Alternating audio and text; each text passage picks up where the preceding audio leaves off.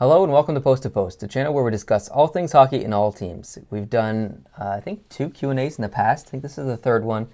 There's a video maybe 4 weeks ago. I asked you guys to ask us questions in the comments. You did so. Thank you. Appreciate it.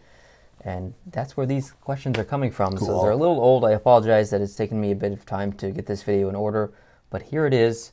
And hopefully we can do a Q&A in the future. So if you have any questions you want to ask us and they're not in this video, leave them down in the comments and we'll answer them next time. I love this. Yeah, maybe do it once a month, something like that. That'd be great. Yeah. So there's 20 questions here, so this video shouldn't be too long. And you want to read the questions? Sure. All right. Post2Post, and do we say who? Yeah, say who it is. From Wolf XP. Post2Post, what has been the best goal you have ever seen based on the impact of the goal or who scored or how he scored? I don't know if it's the impact of the goal, but do you remember when Alexander Ovechkin scored the goal, like laying on his back, and you see it in the highlights all the time. He kind of like swooped it around the back, and it goes right along the ice. It goes right along the ice and in the net. I think that was like it wasn't in the playoffs or anything crazy like that. I don't think it was just an incredible goal, and it might have been from his second year of the NHL. I don't know exactly when it is, but that goal was so unique. It has always stuck with me. So I would say that goal has it's been the best goal I've ever seen. Wow. Other than maybe the golden goal, Team Canada versus USA. 2010. Sorry, United States fans. Ouch. Yeah. Best goal I recall, the goal that made me the most excited in my life was the 1971 Stanley Cup playoffs, Montreal and Chicago. Chicago was the heavy favorite, and they were even up in Game 7, and Montreal stormed back. Henri Richard got the game-winning goal in the third period. I think Montreal ended up winning the game 3-2. But Montreal came back late in that game, and it looked dismal for a while. But man, when he scored, I was right off the couch. 71, you said? 1971. So it would have been like 12 or 13? Yep. Something like that? Yeah, 11. No, it would have been 11 at the time. It was May of 71, my birthday. Would have turned 12 later that year. Great goal. All right, next question. San Jose Sharks fan says, Post2Post, what do you think the biggest trade has been in the past decade?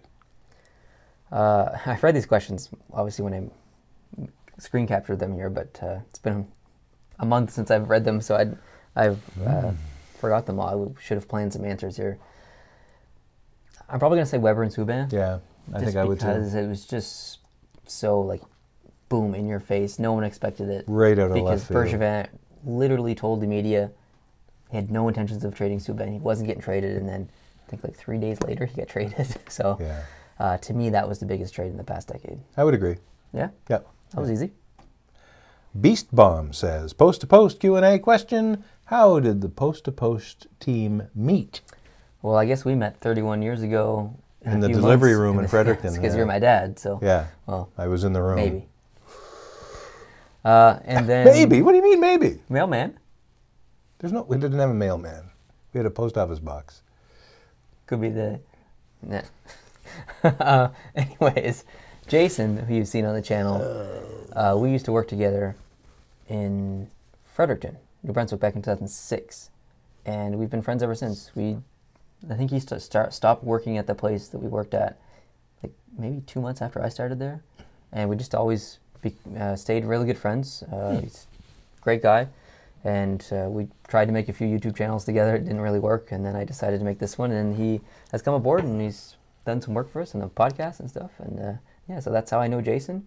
And then Justin, the other crew member, I guess you could call him, of Post2Post. I met him back in 2004 when I went to college.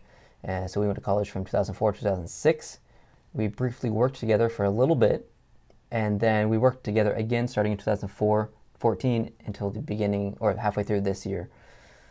So we've worked together twice. We went to school together once, and I guess it's been 13 years since I've known Justin. And Were you guys roommates? Nope, we were not. You weren't roommates. Okay. But you know, even from the time that we first met, we were always talking hockey. So it was just natural that now we can talk hockey on the internet to all you wonderful people at home. Next, the Chicken Dough says, if you could change, add, remove something like a rule ranking system in the NHL, what would it be? Keep up the good work. Oh, goodness. I hate the wild card system. Yeah. I wish that they would abolish that. I just want 1 to play 8, 2 to play 7, 3 to play 6, 4 to play 5. That's all I want. I'd be a happy Neil then. I hate this wild card crap. Another thing I would do, it's not really a rule change, but the linesman not dropping the puck. We made a video about this. Yeah. Drives me crazy. Fix it, NHL, please. I don't know what you're going to do, but fix it. You? My thing would be how they award points for various events in the league. So, in soccer, you get 3 points for a win, 1 point for a tie. Okay. So it puts more emphasis on trying to get that win. In the NHL, I would like to say regulation, maybe overtime, but regulation win 3 points. Shootout win 2 points. Shootout loss, maybe a point, but maybe not. Maybe a point. Yeah, What do you mean maybe a point? Well, like if it's a Tuesday or Thursday or a Saturday, you get a yeah, it's your lucky day. Yeah. I just don't like how they allocate points. I think it drives too much parity in the league, frankly, and I don't like parity that's artificially created by a point structure like that. I agree. If Nashville or Pittsburgh is running away with the league and they have, out of 82 games, they have 50 wins, instead of 100 points, maybe they should have 150 points. And the other teams who have ties and, they win after a tie or they lose after a tie, give them less. Have 3 points awarded for every game. Okay, the winner gets 3 points, loser gets 0 in regulation. Winner gets 2, loser gets 1 in a shootout, maybe even overtime. And do it that way. So that way, every time 2 teams play, there's going to be 3 points coming out of that game. Instead of maybe 3, maybe just 2. Do you enjoy the close, crazy playoff races that happen now? Not really. Not really? Okay. No, I don't. Next. Dope X Charizard. Thank you. It's a Pokemon. Oh, okay. How would I know? Post2Post, if you could have any 6 players on the ice from any era, who would they be? Whoa. Guy Lafleur, Patrick Waugh, Gretzky, Lemieux. Man, I don't know. This is hard. Crosby. I think I'm missing a defenseman. I don't know. Al McInnes. I like Al McInnes. Wow. Oh, Bobby Orr. Not Al McInnes, Bobby Orr. Okay. Or did I already say Bobby Orr? I don't know. Yeah. No, you didn't, but no, you did. No, I did. I'd go with Lafleur, Rocket Richard, and Beliveau. It's a lot of Canadians. For forwards. Oh, I wonder why. I'd go with Bobby Orr and Serge Savard on D. Okay. And I'd probably go with Ken Dryden in goal. All right. Or Tony Esposito would be my second choice. He was amazing. I will take that answer. All right. Braden Wolf says, what was your guys' favorite Stanley Cup final from a viewer's perspective in the last 10 years? It's a good question, Braden. Very good question. For me, even though they lost, it was 2006 when Edmonton made the run as an underdog all the way to face Carolina in the finals. And unfortunately, they did lose in that Game 7. But as a hockey fan, and I wasn't even an Edmonton fan at the time, but as a hockey fan, that's probably the most fun I've had watching a Stanley Cup final, just because I was rooting so hard for Edmonton to win, and the comebacks that happened, and it was back and forth. It was just it's a lot of fun. You? I liked Los Angeles' first Cup win series, but I didn't see all the games just because 4 hours difference, just because. I think if I had to pick one out of the last 10 years, certainly one that I paid the most attention to, was the one that just happened. Oh, the Nashville-Pittsburgh. Yeah. I thought it was a great series. It was not really one-sided, although, it was a little lopsided by times. But, Nashville had lots of guts, and they did a great job. And it was fun to watch them play. They were enjoying the game. Yeah, that's a good pick. Yeah, so I like that series. Yeah, I'm okay with that one. Yeah. Number 7. Specimens, I don't know. What is your opinion on someone being a fan of multiple teams at once? For example, I'm a Canucks fan and Jackets fan, with the Canucks being my local team and the Jackets being my acquired team. I've been recently having an inner struggle about what I would do if they both made the final. Luckily, with their track record, it looks like it trails off, but it's not going to happen anytime soon, I think is probably what he's going to say there. Yeah, I mean, I'm wearing a Winnipeg Jets shirt and a Anaheim Ducks hat, so I'm maybe not the best person to answer this question. I love to talk about all the teams. I like to watch all the teams. Doesn't mean necessarily that I'm a fan of all the teams, but I do like to collect merch and stuff, so I'm kind of a bit of a weird opinion there. My favorite team is Montreal Canadiens. My second favorite team is the San Jose Sharks. If they ever met in the finals, I would 100% be rooting for the Montreal Canadiens. That's an easy decision for me. However, if Montreal won the Cup, I'd probably flop. I know hard for you to hear that. I'd probably flop and cheer for San Jose as my favorite team. Wow. Yeah, I know. The few times I've seen Sister Wives on TV, I don't quite get it. What? Because you can't have more than one in my world. And when you got 4 or 5 wives, like it's the same problem here that I think, well, Okay. I mean, obviously to a lesser degree of seriousness, but Yeah. I'm a one-team kind of guy. I understand. I have my team, I love my team, I cheer for my team. I wear their stuff occasionally. I will not wear the stuff of another team in that league. I just won't. That's perfectly fine. Now, if you get me a Kitchener Rangers shirt from the OHL, I'll probably wear it because it's not the New York Rangers. It's the Kitchener Rangers. I'd wear a Providence Bruins. Really? I probably would wear a Providence Bruins shirt. Like, I don't mind. I like the idea of having other stuff and representing other things because they'll never compete with the team that I hold in my heart. So that's my dividing line. Is the NHL, Montreal only. Other leagues, I'm good to go. Someone please, we have a P.O. box. Somebody please send in an XXL Providence Bruins shirt. XL? I don't know. Send a Providence Bruins shirt. I'd love to see him wear it. It would be thick. amazing. I'm thick. You're thick. I'm a big boy. And I would wear it. If there was a P and not a B, I'm good to go. All right, I want to see that. I'm looking forward to that. All right. I hope someone is able to send in a Providence Bruins shirt. That'd be awesome. Okay, next question. Joker Boy Locke says, Post2Post with the ECHL being the only league with a team in Atlanta and their popularity growing every year, do you think the NHL will give us another chance at a team 3rd time's the charm after all? I don't know how you feel, but I'm going to say absolutely not. 100% it will not happen. In the next 20 years, Atlanta will not get a team. I would bet my life on it.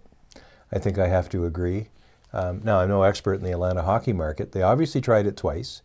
So at 2 points in time in the past, someone thought, there's a business case to be made here. But as you say, like both times, it didn't go. Whether they had really good attendance that fell off or what, the other limiting factor here is the fact that Atlanta's in the East. Yes, that's another crucial issue. Good grief! If you're trying to get Atlanta in the lineup for teams in the East that deserve, or cities in the East that deserve to have a team, Yep. they're a long way back, I think. The only way it would work is if there was an imbalance in the West. I mean, there's more teams in the West, like 10 years down the future, and Florida needed to move or someone, and the only option was Atlanta. That's the only reason I can see it happening. I don't see it. Now, it's unfortunate because I know Atlanta grew hockey fans when they were there. Yeah. And those hockey fans are starving, and they're probably Going to the ECHL to get their fix. ECHL. I said that. Oh, I said CHL. No, there was an E. Might have been quiet, but A quiet E, a silent E. sorry. CHL. Elise says, how do you think the NHL can increase scoring, and should they? Should they? I don't know, because at the beginning of the year, everyone was talking about how scoring was down. The beginning of the year, last year, I should have said. And then scoring picked up. No one was complaining. But still, there's factors that go into place when the NHL needs to make these decisions, like the goalie pads. Do they make the goalie pads smaller? Or the equipment in general smaller? Is that really going to increase scoring? Probably. Does it need to be increased? I don't know. I've never had an issue with there being a lack of scoring other than 15 years ago. I've seen games that were 7-5 that were crap games. Just crap. I've seen games that were 1-0 or scoreless tie after regulation that were awesome hockey games to watch. Yeah. I don't need a lot of scoring in order to enjoy hockey, but the celebration of the goal and the strobe lights and the fist pumps along the boards and the people going nuts, that's part of trying to build excitement in the game, I guess. Yeah, fans like that. Yeah, Fans like that. Maybe fans that have less technical appreciation of hockey might like that more. I have I hope a more technical appreciation of the game. Yep. And to me, I don't need a goal. A wonderful defensive play or a great save is, to me, just as good as a great goal. Well, I'm going to use the example of I went to my first MLB baseball game a few weeks ago in Toronto. I wanted to see a home run. Do the technical baseball people care about home runs? Probably not. They probably care about their team technically winning the game properly. Yeah. But I wanted to see a home run, so I guess I understand it. Yeah.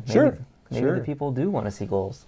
I wouldn't want to do much to like goalie pads, the size of the net, or anything big like that, because that is going to interfere with the stats. You know, then you're all of a sudden you've moved from apples into oranges, and it's going to be hard to make a comparison to previous performance. I'd even do things that maybe return the game to more traditional levels. Okay. I'd get rid of the composite sticks and go back to all wood, just like they do in baseball. Wooden bat.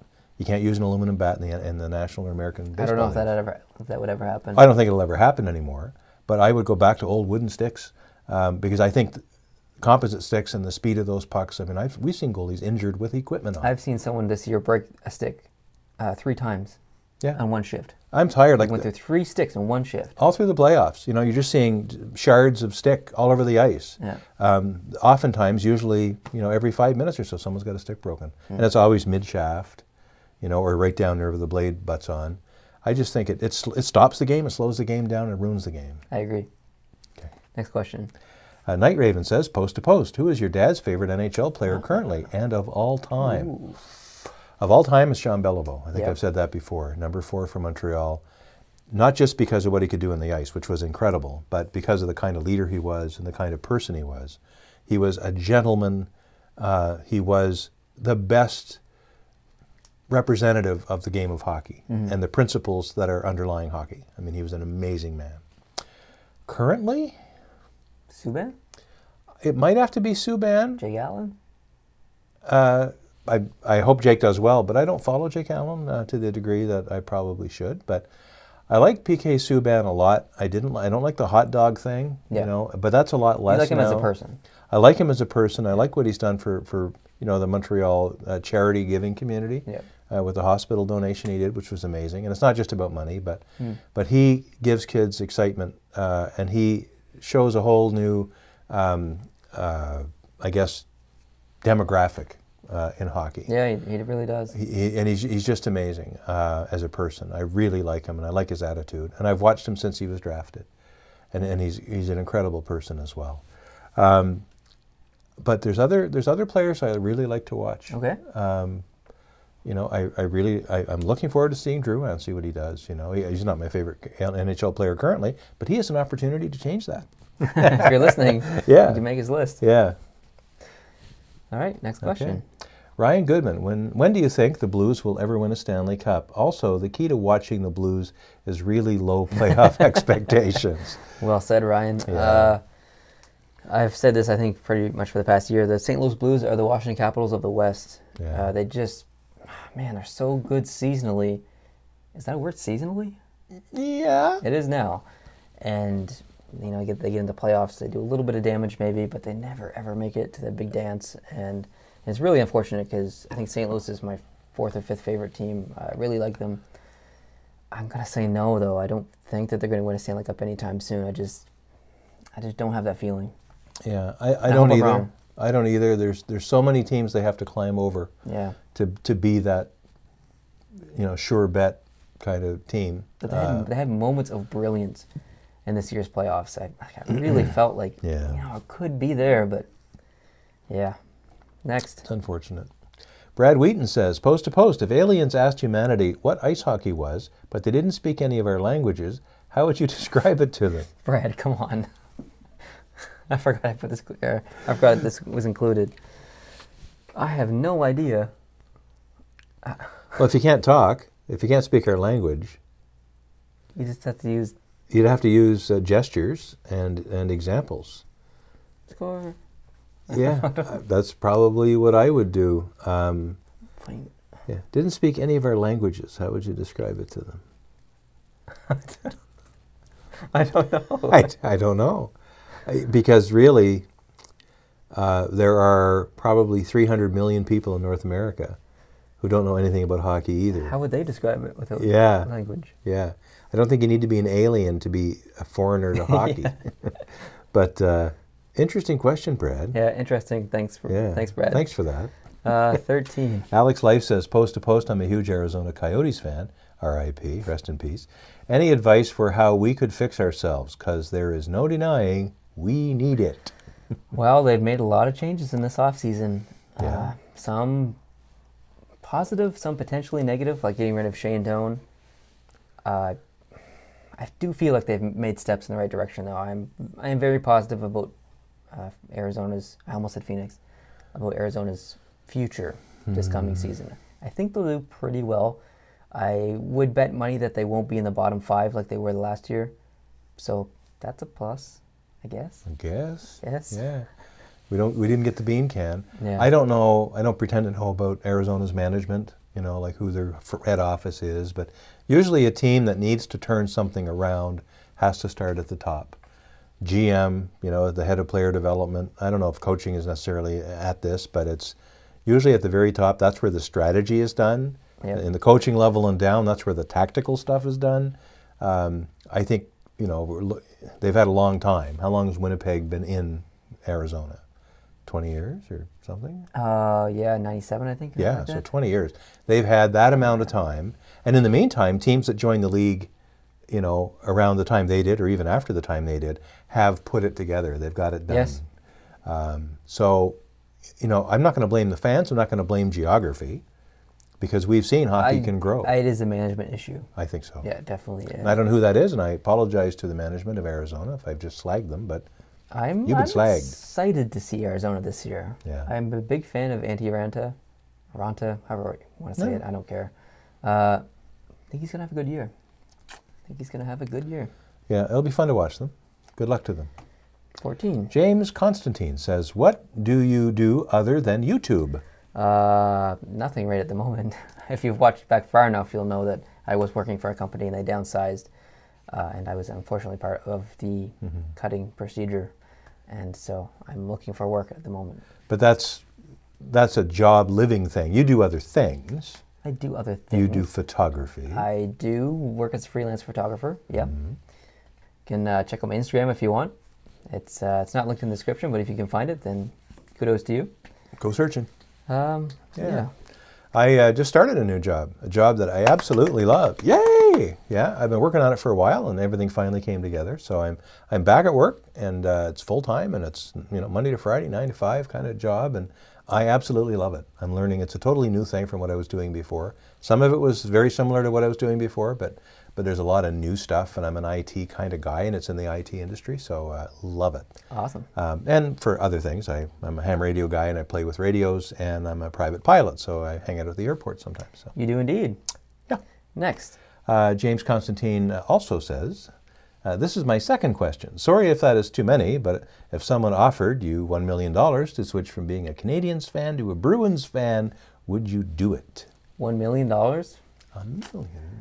I'd do it for 10,000. I'm pretty easy. Yeah, totally. Absolutely. Sign me up. You got $1 million? I'll take it. I'll wear all the Bruins gear you want. Yeah, I guess I'm not stupid. So, I could wear Bruins stuff and still, my heart could still beat for Montreal in real life. I'd have to be a good actor, yeah. Yeah, but it would actually not change me. The way the question's worded, I can't become a fan of anything else. For any amount of money. Yeah, money can't buy that. Money could easily, convince me to wear other teams' jerseys and pretend to be happy for them, but it wouldn't be real. Yeah. Getting a little short on time here, so we're going to zip through these last 5 questions. Atomic Canator says, how did you guys end up cheering for the Habs? Well, you grew up in Montreal raised a Canadiens fan. And born there, raised there, watched games when I was a kid. Too late to change me. And I was raised a Canadiens fan because it was either that or sleep outside in the ditch. That's right. So I chose the warm inside in the Canadiens. Killer Dolphin 55 says, who is your least favorite player and why? Ooh. Probably Brad Marchand or Mike Ribeiro. Maybe.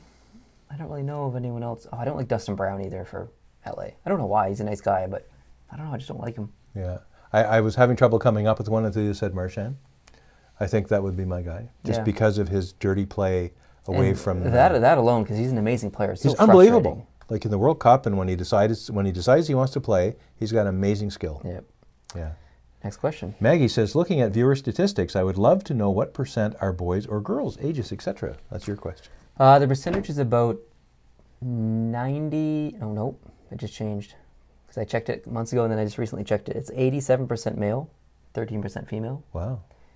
The most popular age range is 21 to 34 or something like that. Mm-hmm. Next most popular is the one beneath that, in the teens. And the third most popular, I think, actually skips the 30s and goes to the 40s to the 50s. Wow. Yeah. That must be my gang. Maybe. All three of them. So yeah, most of the viewers are in their 20s. Cool. And male. But the percentage as far as geographically, 56 is from the United States, 34 is from Canada, and I think like 3% Sweden, 3% Finland, and the rest is scattered. Interesting. So, yeah. Joey Pacelli says, Post to Post, how many different NHL arenas have you and or Brent been to, and which ones are they? I think that's an Italian name. Yeah. Joey Pacelli. Yeah. We had spaghetti tonight. We did. Yeah, hey. Thanks, Joey. I think 2 for me. Yeah, 2. No, 3 if you count the Forum. Montreal Forum. Yeah. But can I guess yours? Sure. Buffalo, Mm-hmm. Toronto, Mm-hmm. Montreal, Mm-hmm. Forum, I guess you want to count that. Yep. Ottawa, Mm-hmm. and Vancouver. I haven't, I've been to the arenas of some of these places, but not watched a game. So I've seen games in 5 of those arenas, and you've just named all 5. So that's it for me. But I've been to several of the others, just around them or maybe even in the door. Last question. Valley Cats Fan 10 says, on a scale of 1 to 10, how savage are you? If you were stranded on a desert island and could only take 3 things, what would you take? So that's really 2 questions. 1 to 10, how savage are you? I don't even know what that means. 7? What's that mean? Yeah, I don't know. I think savage... I'm not cool enough to know what that means. Yeah, I'm not either, I guess. So Valley Cats Fan 10, I don't know. I'm probably low on the savage scale. Low on the savage scale? Yeah. You know, I'm a pretty refined guy, you know, so I'm not much of a hunter-gatherer kind of person. Yeah. Wow. I leave some snarky replies to some comments on YouTube, so maybe I'm higher on the savage scale. Yeah. 3 things on a desert island. Flint, a bowl, and a knife or a machete. Wow. I'm very practical. You're going to eat. I'm going to eat. I'm going to survive until someone picks me up. I'm going to take a loaded Kindle. How do you charge it? A radio. How do you charge that? And a solar panel. Oh. Okay. Yeah. Yeah. I think I could make my own bowl once I got there. And I could clay? or about that, hollow out a wooden thing and yeah, but it would get like no. Couldn't do it. Well, I guess we went over the time limit on the camera, so I'm not exactly sure if that cut off that last question or not, but hopefully it didn't. If it did, I'm sorry, but we'll wrap it up here since that was the last question. We do the ending anyway. So thank you guys very much for watching this. Hope you learned something a little new about us, I guess. Leave your new questions down in the comments below, and maybe next month we'll do another Q&A. Hope so. Thank you to everyone who left a question. We really appreciate it. Had fun talking about a few of them. Yeah, if you like this video, hit the like button. If you're new to the channel, hope you can hit the subscribe button, and we'll see you in the next one. Adios.